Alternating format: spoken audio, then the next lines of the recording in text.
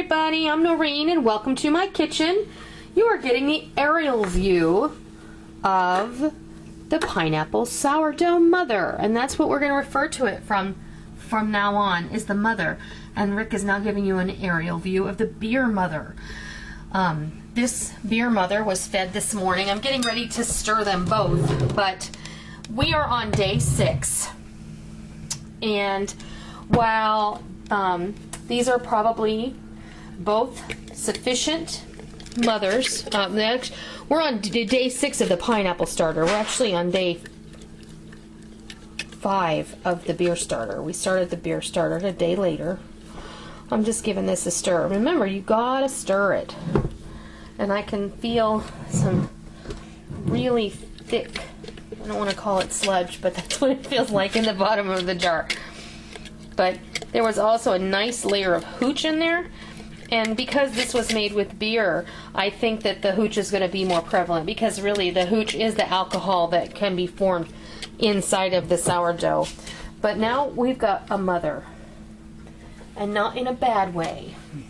But you see how nice it's already starting to foam up again, and it's starting to move, and oh boy, there's a lot of activity going on in there. Can you see that?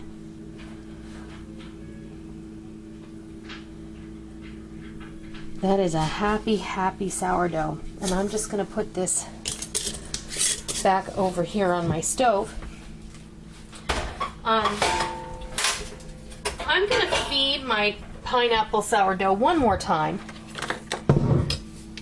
And then tomorrow, we're not going to make any more additions. So what I'm going to do is I'm going to talk you through this, because I am not going to have time to make bread between now and the weekend. Let's see, today is Monday, and I'm very busy, and sourdough bread is not something you do when you're busy. Sourdough bread is something you have to think about. You have to do it, you have to do it with conviction, and you have to have time set aside. It's as someone wrote on one of my posts, the sourdough is like having another pet, and it kind of is. But from this point on, I'm going to feed it one more time. I'm going to give it a cup of flour, and I'm going to give it a half a cup of water, and I'm going to give it lots of nice flour sugars to feast on, and then I'm going to stir it down. Tomorrow morning, I'm going to put it in the refrigerator. Yes.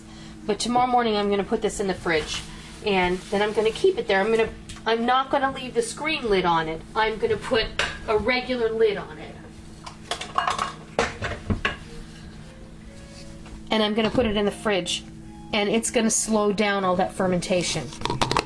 So there goes my flour, and that's a cup of flour. Hang my measuring cup back up here. It doesn't want to go. And I'm going to do a half a cup of water.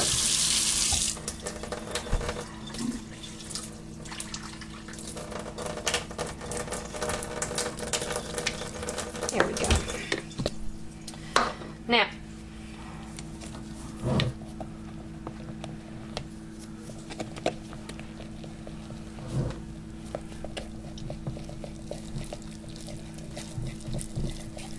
nice and thick.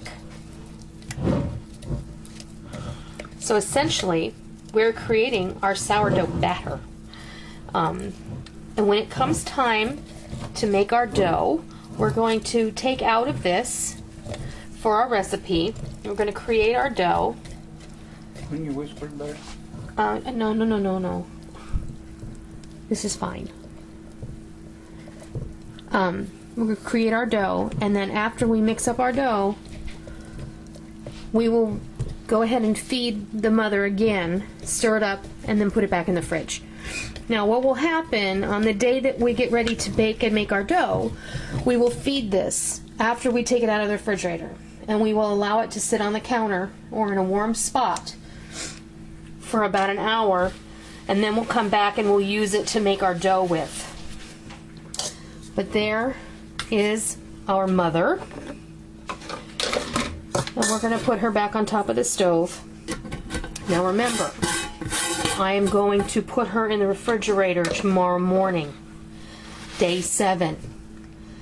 And I will not be making a video of that, but I'm going to tell you that if you're following along with me, feed her one more time, put her back in her warm spot, and then tomorrow morning put a regular cap. Yeah, I like to use one of those plastic caps for these canning jars, and put her in the fridge.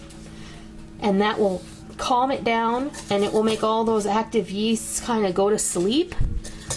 And then on the next day, probably Saturday morning when it's time, I will come back. You can see it, it's bubbling. Mm-hmm. That is so cool. We'll come back. So the day that you want to make your bread with me, I am going to be making my bread on Saturday. So I will post as I go Saturday. Let's just put it that way. So Saturday morning, take your sourdough out of the fridge and give it a cup of flour and stir it up really good. And let it sit on your counter in a nice warm spot for about an hour. And then you'll be ready to mix your dough. When I post my video, you'll be ready to go. So, there you have it. Sourdough, sourdough. I'm very excited about this whole process, and I love the fact that we have all come together. So many of you have left comments saying that you're making your own sourdough and you're following along, and I think this is really neat, and I really think that this is really the epitome of what YouTube was made for. I don't care, whatever. You can watch iJustine or Naltz. You can watch Ray, William Johnson. I love all of those people. But I think really when you get right down to it, the whole learning from each other process that this venue and this medium has given for so many of us is absolutely fantastic. And I love it. So tell me how it's going. Tell me what you're doing. And remember, tomorrow morning, put it in the fridge. Cap it. Don't put this screen on it. Put a regular lid. Just take this out and put the other lid and put it on there and put it in the refrigerator and let it calm down. Just leave it there. You don't have to do anything to it. Saturday morning or whatever day you're going to make your bread, take it out, feed it a cup of flour, stir it up really well, leave it on your counter, and let it come to room temperature and become active. Then when you see my video when I get ready for bread baking day, you'll be ready to make your dough and you'll be ready to go. But one thing I will tell you, sourdough is slow bread. Sourdough is not like I'm going to use this instead of yeast and I'm going to have the same exact result. Nothing further from the truth. Sourdough is slow bread.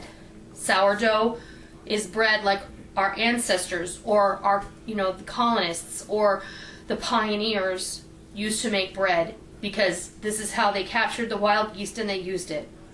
Wild yeast is not instant yeast. It is not dry active yeast. It has a mind of its own, and you don't get to tell it what to do. It tells you when it's ready.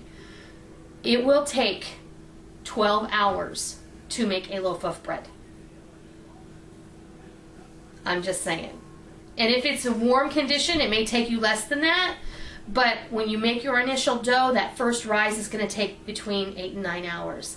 The second rise is going to take between 2 and 3 hours. So worst case scenario, you've got a total rising time of 12 hours. There's not a lot of hands-on, but there's a lot of waiting. So you have to plan to make this. You can even make it at night. Stick it in your oven with the light on. Gives it a nice warm environment. And then in the morning, you'll be ready to go. And you can form your dough, put it in your pan, or form it however you're going to make your loaf, and then set it out for its second rise. Then you've really basically done all that waiting while you were sleeping. So it's all up to you how you choose to do it. Maybe I'll do it Friday. Maybe we'll do it overnight. Maybe that's the best way to go, because I'm very impatient. And sometimes when I get going on something else, I forget what I was intending to do. I get distracted. So anyway, I'll quit yakking. I'll put my cap back on. And I'll say what I always do. I hope you try it. I hope you love it. And until next time, I'll see you.